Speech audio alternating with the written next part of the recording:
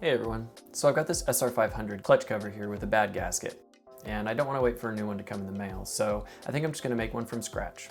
I've got enough gasket material here, and maybe it'll be helpful or at least satisfying to watch the process. I'm boiling down about an hour into a little over 7 minutes here, so I hope you enjoy and let me know what you think.